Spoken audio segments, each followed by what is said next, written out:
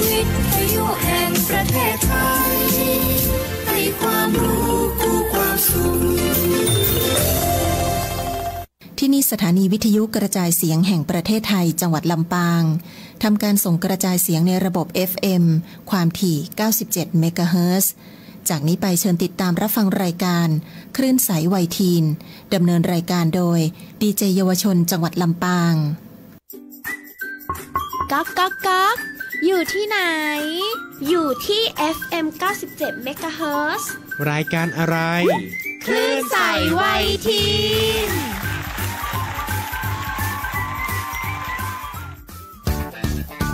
คลื่นใสวัยทีนรายการเพื่อเด็กเยาวชนและทุกคนในครอบครัวสนุกสนานสร้างสรรค์ไปกับพวกเราดีเจ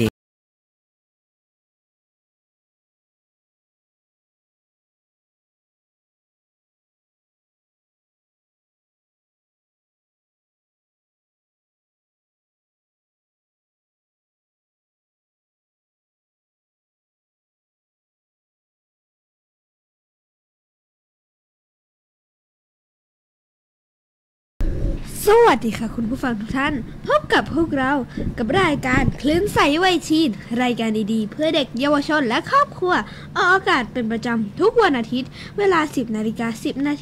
ถึง 11:00 น.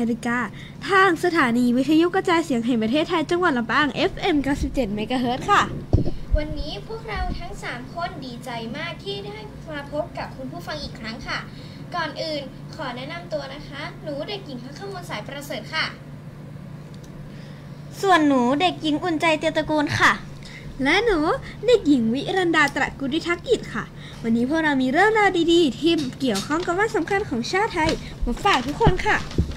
ใช่แล้วค่ะคุณผู้ฟังวันนี้เราจะมาพูดถึงเรื่องวันมหิดลซึ่งตรงกับวันที่24กันยายนของทุกๆปีเป็นวันสำคัญที่คนไทยระลึกถึงพระกรุณาธิคุณของสมเด็จพระมหิดลธิเบศรอดุลยเดชวิกรมบรมราชชนกพระบิดาแห่งการแพทย์แผนปัจจุบันและการสาธารณสุขของไทยค่ะวันมหิดลถือเป็นวันคล้ายวันสวรรคตของพระองค์ท่านโดยคณะแพทย์ศิริราชพยาบาลได้ขนานนามวันนี้ว่าวันมหิดลเพื่อเป็นการถวายสักการะและแสดงความกตัญญูกตเวทีต่อพระองค์ในวันมหิดลของทุกปีจะมีพิธีวางพวงมาลัยถวายราชสักการะณพระราชานุสาวรีย์สมเด็จพระมหิดลธิเบศรอดุลยเดชวิกรมพระบรมราชชนกภายในโรงพยาบาลศิริราชกรุงเทพมหานครซึ่งพระบรมวงศานุวงศ์จะเสด็จพระราชดำเนินไปทรงวางพวงมาลาเป็นประจำค่ะแล้วคุณผู้ฟังรู้ไหมคะว่าวันมหิดลยังมีอีกหนึ่งสัญลักษณ์สำคัญนั่นก็คือธงมหิดลค่ะธงนี้เริ่มขึ้นตั้งแต่ปีพ.ศ. 2503โดยมีศาสตราจารย์นายแพทย์กษาญจาติวณิชผู้อำนวยการโรงพยาบาลศิริราชในขณะนั้นเป็นผู้ริเริ่มขึ้นมาเพื่อใช้ในกิจกรรมออกรับบริจาคสมทบทุนช่วยเหลือโรงพยาบาลศิริราชค่ะต่อมาได้มีการจัดตั้งศิริราชมูลนิธิขึ้นเพื่อดูแลเรื่องการจำหน่ายธงมหิดลและบริหารด้านการเงินอย่างเป็นระบบตั้งแต่นั้นมาคณะแพทย์และพยาบาลมหาวิทยาลัยมหิดลก็ร่วมกันจัดกิจกรรมออกรับบริจาคและจำหน่ายธงมหิดลทุกปีในช่วงเดือนสิงหาคมถึงเดือนกันยายนค่ะเรียกได้ว่าวันมหิดลไม่เพียงเป็นวันแห่งการรำลึกแต่ยังเป็นวันแห่งการทำความดีการแบ่งปันและการร่วมแรงร่วมใจกันของคนไทยเพื่อสังคมค่ะและเพื่อให้บรรยากาศดีๆวันนี้ในช่วงเปิดรายการวันนี้พวกเราขอฝากบทเพลงเพราะๆให้คุณผู้ฟังได้เพลิดเพลินกันค่ะเชิญรับฟังเพลงละมุนละไมจาก The Graffy Official Music Video ได้เลยค่ะ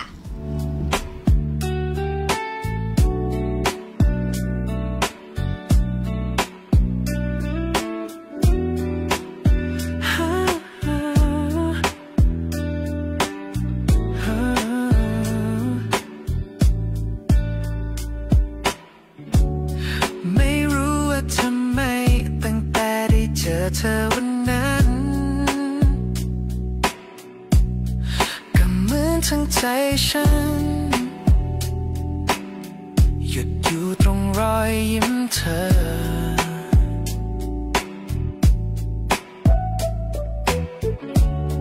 ทุกครั้งที่สบตาใจมันเผลอไว้เสมอเหมือนโลกมันช่างละเมอให้เราเจอกันพอดีแค่เธอหันมาก็ทำให้ฉันยิ้มทั้งวันเธอทำให้ใจฉันละมุนละไมทุกนาทีมีค่าเมื่อมีเธอข้างกายไม่ต้องการเหตุผลใดๆก็รู้ว่าฉันรักเธอหมดใจเธอทำให้ใจฉันละมุนละไมทุกนาทีมีค่าเมื่อมีเธอข้างกายไม่ต้องการเหตุผลใดๆก็รู้ว่าฉันรักเธอหมดใจ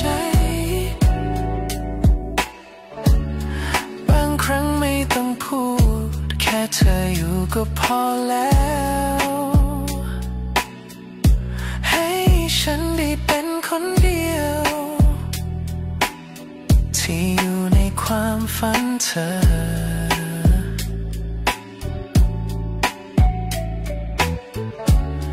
แม้วันจะเปลี่ยนไปแต่ฉันยังเหมือนเดิมเสมอ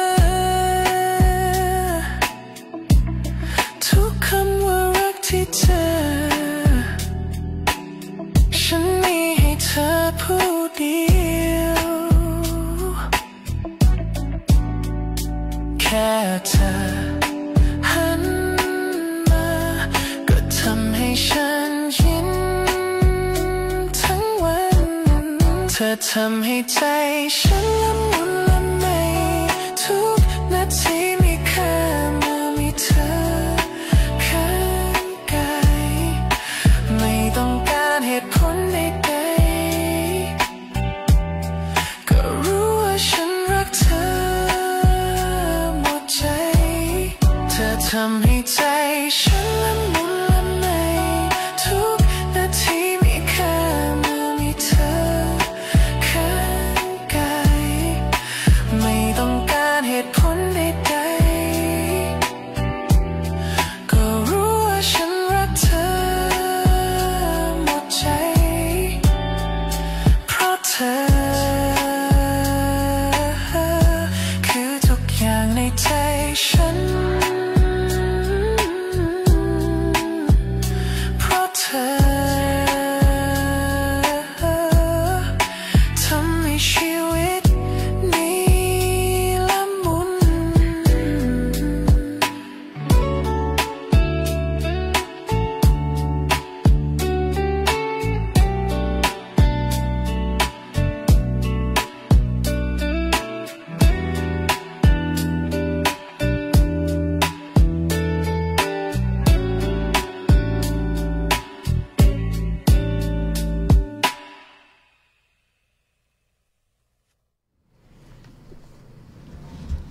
กลับมาพบกันอีกครั้งค่ะกับในช่วงที่2ของรายการคลื่นใสวัยทีนรายการเพื่อเด็กเยาวชนและครอบครัวกับพวกเรา3สาวจินจิน ไอค่ะ และอุ่นใจค่ะวันนี้บรรยากาศพิเศษหน่อยนะคะเพราะต้องกับอีก1วันสำคัญของโลกคือวันสันติภาพโลกซึ่งองค์กรสหประชาชาติหรือ UN กำหนดไว้ตั้งแต่ปีค.ศ. 2001 เดิมทีวันสันติภาพโลกเริ่มต้นขึ้นเมื่อปีค.ศ. 1981 โดยคณะกรรมการสหประชาชาติมีมติให้วันอังคารที่3ของเดือนกันยายนซึ่งตรงกับวันเปิดประชุมใหญ่สามัญประจำปีของสหประชาชาติเป็นวันสันติภาพสากลเพื่อเป็นสัญลักษณ์ในการรณรงค์ให้ทุกคนหันมาให้ความสำคัญกับสันติภาพมากกว่าความขัดแย้งค่ะต่อมา20 ปีให้ หลังในปีคศ 2001 สหประชาชาติจึงได้กำหนดวันสันติภาพโลกอย่างถาวรตรงกับวันที่ 21 กันยายนของทุกปีและยังประกาศให้เป็นวันยุติการสู้รบของโลกหรือ A Global Ceasefire Day เพื่อขอให้ประชาชนทุกประเทศหยุดยิงหยุดใช้ความรุนแรงและหยุดสงครามตลอดทั้งวันค่ะสัญลักษณ์สากลที่ใช้แทนความหมายของสันติภาพก็คือนกพิราบขาวคาบชอมะกอกซึ่งสื่อถึงความหวังความบริสุทธิ์และความสงบสุขค่ะซึ่งทำนกพิราบนี้ปรากฏในงานเฉลิมฉลองทั่วโลกเลยค่ะอีกหนึ่งสัญลักษณ์สำคัญคือระฆังสันติภาพที่ตั้งอยู่หน้าสำนักงานสหประชาชาติในนครนิวยอร์กระฆังนี้ถูกหลอมขึ้นจากเหรียญที่เด็กๆทั่วโลกช่วยกันบริจาคมาและมีการสลักข้อความเอาไว้ว่า Long we verbs rule were peace แปลว่าข้อความยืนยันจงมีแด่สันติภาพอันแท้จริงซึ่งทุกวันที่ 21 กันยายนจะมีพิธีตีระฆังเพื่อระลึกถึงความสูญเสียจากสงครามและ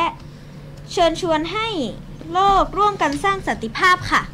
เป้าหมายของวันสันติภาพโลกคือการเสริมสร้างความสมานฉันท์ให้ผู้คนเคารพหลักประชาธิปไตยเคารพต่อชีวิตและศักดิ์ศรีของมนุษย์ทุกคนโดยไม่แบ่งชนชั้นไม่เลือกปฏิบัติและที่สำคัญคือไม่ใช้ความรุนแรงทุกรูปแบบโดยเฉพาะต่อเด็กและสตรีค่ะนอกจากนี้สหประชาชาติยังเคยประกาศให้ปีคริสต์ศักราช 2001 ถึง 2010 เป็นทศวรรษสากลเพื่อวัฒนธรรมสันติภาพและความไม่รุนแรงเพื่อเด็กของโลกโดยมีแนวคิดหลักๆเช่นเคารพชีวิตและศักดิ์ศรีของทุกคนไม่ใช้ความรุนแรงแบ่งปันช่วยเหลือเกื้อกูลรับฟังเพื่อเข้าใจรักษาสมดุลธรรมชาติส่งเสริมประชาธิปไตยและโอกาสที่เท่าเทียมที่ประเทศไทยเองก็มีการจัดกิจกรรมต่างๆเพื่อรณรงค์เรื่องสันติภาพเช่นที่อำเภอแม่สอดจังหวัดตากมีการจัดขบวนเดินเพื่อสันติภาพหรือ Peace March เพื่อสวดมนต์ขอพรให้เกิดสันติภาพทั้งในไทยพม่าและทั่วโลกโดยใช้ลูกโป่งรูปนกพิราบสีขาวขนาดใหญ่เป็นสัญลักษณ์แทนสันติภาพค่ะนอกจากนี้ยังมีการชูป้ายข้อความที่สื่อสารถึงผู้คนทั่วโลกเช่นขอให้สรรพชีวิตทั้งหลายหยุดต่อสู้กันขอให้สรรพชีวิตทั้งหลายมีแต่ความสุขและสันติภาพรวมไปถึงป้ายภาษาไทยที่เขียนว่าสันติภาพเพื่อให้คนไทยตระหนักถึงคุณค่าของความสงบค่ะ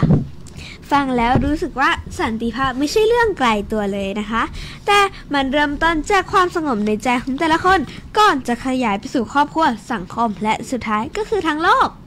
ถูกต้องเลยค่ะถ้าเราใช้เวลาเพียงแค่1 นาทีแห่งความเงียบเพื่อทบทวนตนเองก็จะทำให้เรารู้จักความสงบในใจและสามารถแบ่งปันสิ่งดีๆออกไปให้คนรอบข้างได้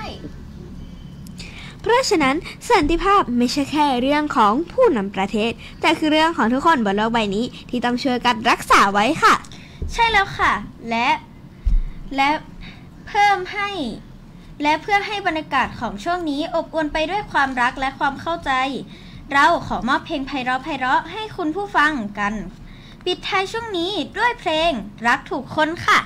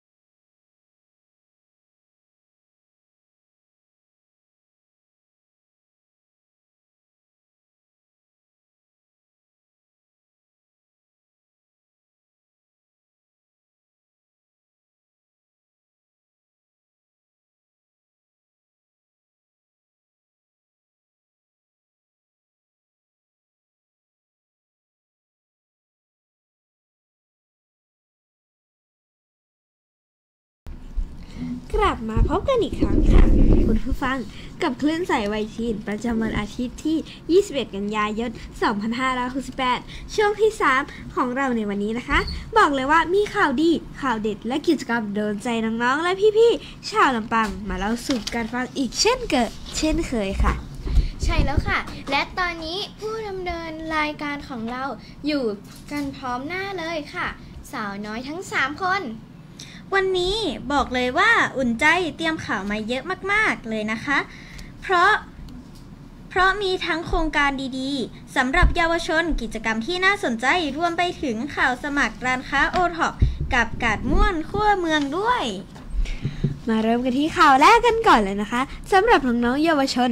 ที่กำลังมองหากิจกรรมเสริมสร้างพลังบวกห้ามพลาดเลยกับโครงการเยี่ยมลำปาง Youth Positive Vibe ส่งต่อพลังบวก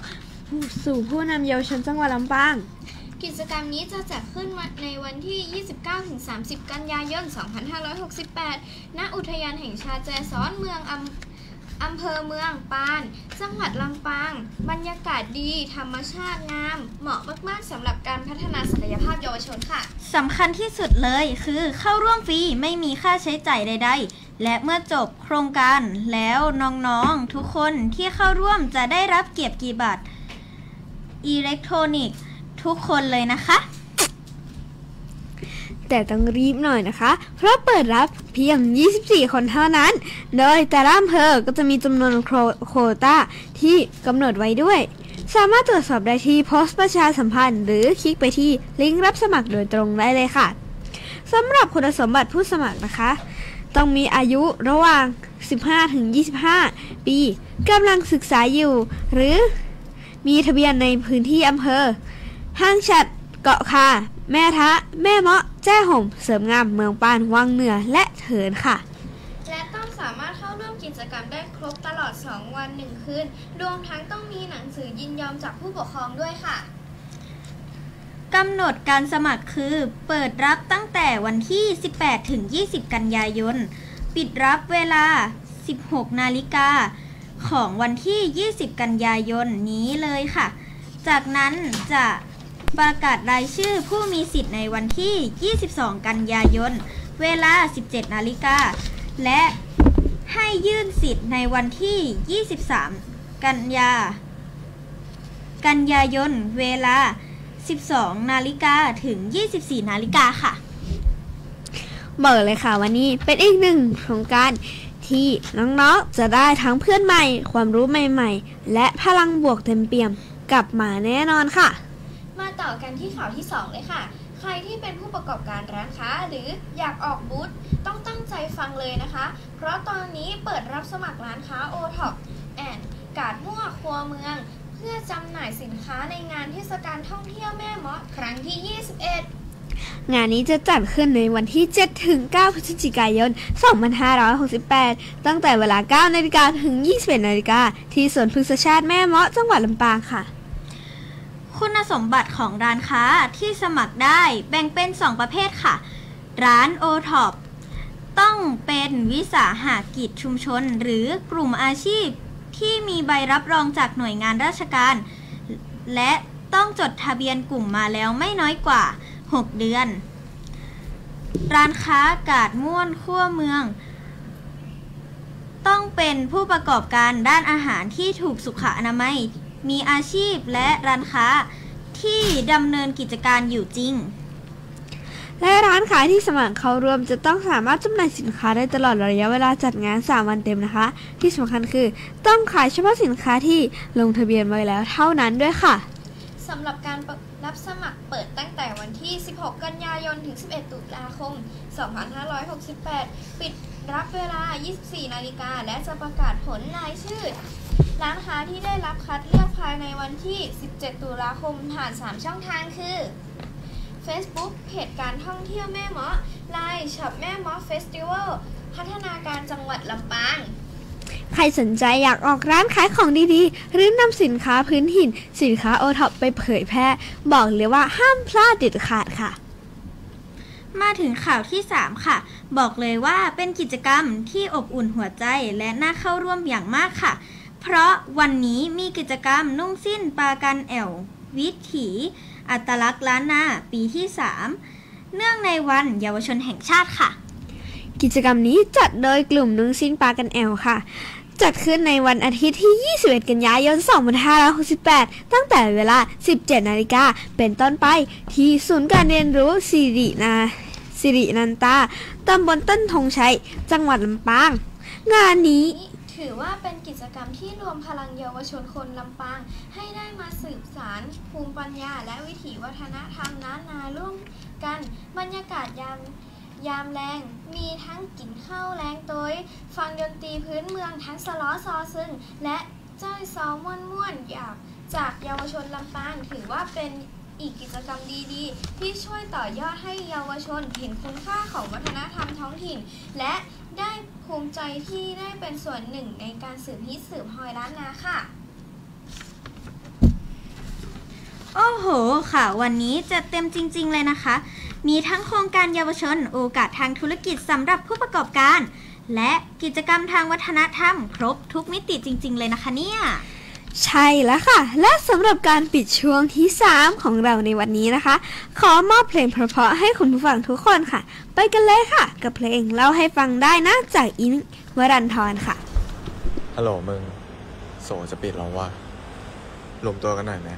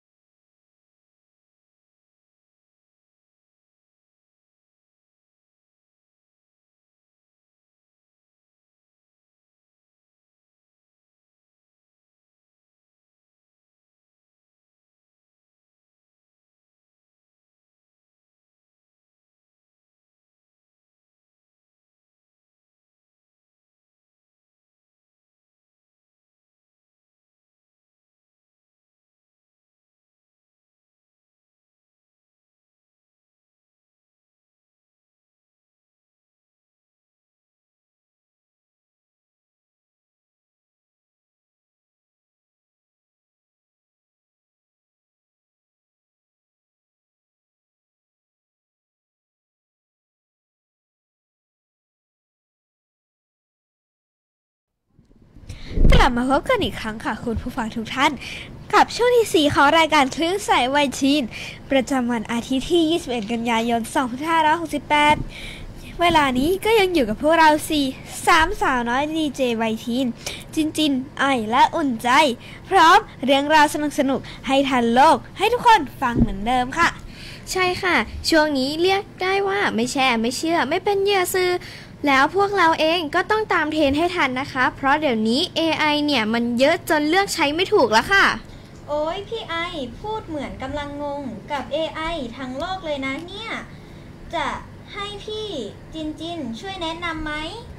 โอ้ยอย่าเพิ่งด่าพี่สิคะเดี๋ยวพวกเราจะพาทุกคนไปเทียบ AI 3 ตัวดังนี้ค่ะ Gemini vs ChatGPT vs Claude AI ว่าตัวไหนเหมาะกับงานแบบไหนค่ะ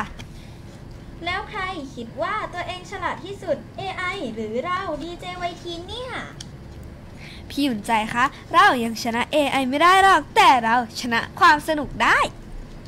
เอาล่ะค่ะมาเริ่มกันที่ Gemini กันก่อนเลยค่ะ Gemini เป็นโมเดลภาษาขนาดใหญ่ที่พัฒนาโดย Google AI เปิดตัวครั้งแรกในชื่อบอสแต่ตอนนี้ชื่อ Gemini แล้วนะคะ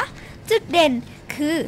เร็วแม่นยำและเก่งภาษาไทยสุดๆจากการทดสอบ Gemini สามารถตอบคำถามได้เร็วกว่า AI ตัวอื่นถึง2 เท่าและเข้าใจภาษาไทยได้เหมือนมนุษย์เลยค่ะเร็วกว่า AI ตัวอื่น2 เท่าเร็วกว่าเราตื่นเช้าวันอาทิตย์อีกนะเนี่ยเอ้าก็อย่าเพิ่งเปรียบเทียบกันแบบกับเราสิคะเราต้องใช้ความคิดและความน่ารักนะคะต่อมาก็ถึง ChatGPT จาก OpenAI ค่ะ ChatGPT เปิดตัวปลายปี 2022 และสร้างกระแสฮือฮาไปทั่วโลกจุดเด่นคือสร้างสรรค์เนื้อหาได้หลากหลายไม่ว่าจะเป็นบทความบทละครแคปชั่นหรืออีเมล ChatGPT ก็จัดให้ได้หมดเลยโอ้โหฟังแล้วเหมือนพวกเราเองต้องโดน AI แซงในเรื่องงานเขียนแล้วนะเนี่ยไม่ต้องห่วงค่ะพี่ไอเราอาจจะไม่ได้เก่งเท่า AI แต่เรามีพลังความสดใสค่ะและอีกตัวที่น่าสนใจมากคือ Claude AI จาก Anthropic เปิดตัวปลายปี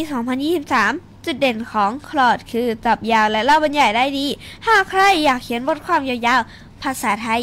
Claude ก็ตอบโจทย์มากค่ะแต่ Claude จะเข้าใจมุกเราหรือเปล่านะ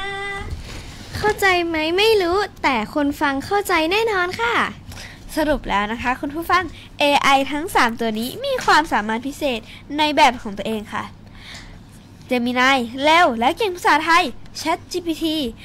สร้างสรรค์เนื้อหาได้หลากหลาย Claude AI เขียนบรรยายยาวๆได้ในภาษาไทยแต่ที่สำคัญที่สุดไม่ว่าจะใช้ AI ตัวไหนเราต้องคิดก่อนแชร์เสมอนะคะเพราะ AI เป็นเพียงเครื่องมือเท่านั้นถูกต้องเลยค่ะพี่ไอเราต้องไม่เชื่อและไม่แชร์ข้อมูลโดยไม่ตรวจสอบก่อนเพื่อไม่ให้ตกเป็นเหยื่อของข้อมูลผิดๆค่ะใช่เลยค่ะแล้วเราก็สามารถใช้ AI ให้เกิดประโยชน์สูงสุดได้แต่ต้องมีวิจารณญาณทุกครั้งหวังว่าคุณผู้ฟังจะได้ความรู้เกี่ยวกับ AI ทั้ง3ตัวนี้และสามารถนำไปปรับใช้ให้เหมาะสมกับตัวเองได้นะคะและอย่าลืมแม้ AI จะเก่งแต่ความสดใสของเรายังไม่มีใครโค่นได้นะคะจริงที่สุดเลยค่ะขอสัญญาเราจะยังคงสร้างรอยยิ้มให้กับคุณผู้ฟังเหมือนเดิมค่ะและเพื่อปิดท้ายช่วงนี้ไปฟังเพลงเพราะๆกับเพลงหยุดรักไปฟังกันเลยค่ะ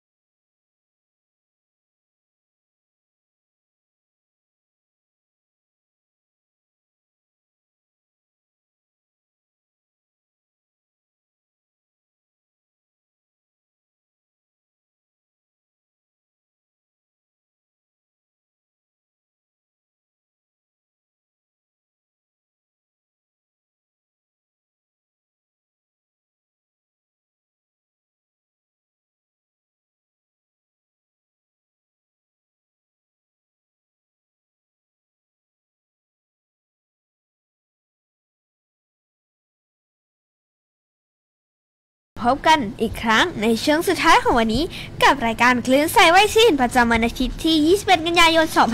2568วันนี้เรามีข่าวสารกิจกรรมและประชาสัมพันธ์ที่สำคัญจากจังหวัดลำปางมานำเสนอให้ทุกท่านได้ติดตามค่ะเริ่มต้นด้วยข่าวแรกนะคะขอเชิญชวนพุทธศาสนิกชนและประชาชนชาวลำปางเข้าร่วมพิธีบวงสรวงและสมโภชศาลหลักเมืองลำปางมณฑปจตุรมุขขององค์พระพุทธนิรโรคันตรายชัยวัฒน์จตุรทิศหรือที่รู้จักกันในชื่อหลวงพ่อดำพิธีจัดขึ้นในวันอังคารที่30กันยายน2568ตั้งแต่เวลา 8 นาฬิกาเป็นต้นไปณลานศาลหลักเมืองลำปางตำบลหัวเวียงอำเภอเมืองจังหวัดลำปางและขอความร่วมมือให้ผู้เข้าร่วมสวมชุดสุภาพโทนขาวค่ะการเข้าร่วมพิธีครั้งนี้เป็นโอกาสดีในการสักการะเพื่อความเป็นสิริมงคลแต่แก่ตนเองและครอบครัวค่ะคุณผู้ฟังสามารถวางแผนเข้าร่วมพิธีและเตรียมตัวให้พร้อมตั้งแต่เช้าเลยต่อกันที่ข่าวประชาสัมพันธ์ที่ 2ขอแจ้งให้ประชาชนทุกท่านเฝ้าระวังสถานการณ์น้ำตามประกาศของสำนักงานทรัพยากรน้ำแห่งชาติหรือสทนช.ฉบับที่ 22/2568 ลงวันที่ 16 กันยายน 2568 ค่ะจากการติดตามการคาดการณ์สภาพอากาศและวิเคราะห์สถานการณ์น้ำพบว่ามีฝนตกหนักถึงหนักมากบางพื้นที่ระหว่างวันที่ 18-24 กันยายน 2568 และจังหวัดลำปางอยู่ในกลุ่มพื้นที่เฝ้าระวังค่ะโดยเฉพาะอ่างเก็บน้ำขนาดกลางและเล็กที่มีปริมาณน้ำกักเก็บมากกว่า 80% อาจส่งผลต่อพื้นที่ลุ่มต่ำและเสี่ยงน้ำท่วมฉับพลันหากมีฝนตกต่อเนื่องค่ะสำหรับประชาชนในพื้นที่ที่เสี่ยงโดยเฉพาะเชิงเขาพื้นที่ลาดชันและพื้นที่ชุมชนเมืองที่มักเกิดน้ำท่วมขังขอให้ติดตามสถานการณ์น้ำและข่าวสารจากหน่วยงานภาครัฐอย่างใกล้ชิดเตรียมพร้อมเคลื่อนย้ายสิ่งของขึ้นที่สูงและระมัดระวังอันตรายจากน้ำป่าไหลหลากค่ะเราขอให้พี่น้องชาวลำปางทุกคนติดตามประกาศจากจังหวัดลำปางและหน่วยงานที่เกี่ยวข้องอย่างต่อเนื่องเพื่อความปลอดภัยของชีวิตและทรัพย์สินนะคะต่อด้วยข่าวกิจกรรมที่ 3 สำหรับสายกินสายเที่ยวค่ะเส้นทางความอร่อยเริ่มแล้ววันนี้กับแม่เมาะพาสปอร์ตอร่อยฟินกินลาแต้มนี่คือกิจกรรมสุดพิเศษก่อนเข้าสู่เทศกาลท่องเที่ยวแม่เมาะครั้งที่ 21โดยสามารถอิ่มอร่อยกับร้านดังในอำเภอแม่เมาะกว่า30ร้านพร้อมสะสมแต้มและของรางวัลมากมายผู้ที่สนใจสามารถรับแม่เมาะพาสปอร์ตฟรีได้ที่ร้านที่ร่วมกิจกรรมหรือที่ททท.สำนักงานลำปางใช้บริการขั้นต่ำ100 บาทต่อใบเสร็จรับตราประทับ1ดวงสะสมครบตามจำนวนที่กำหนดสามารถแลกรับของรางวัลผ่านไลน์ OA ได้เท่านั้นของรางวัลสุดพิเศษมีดังนี้ค่ะสะสมครบ25ร้านบัตรเติมน้ำมัน 1,000 บาทจำนวน50รางวัลสะสมครบ20ร้านกระเป๋าเดินทางล้อลาก20นิ้วจำนวน100รางวัลและสะสมครบ10ล้าน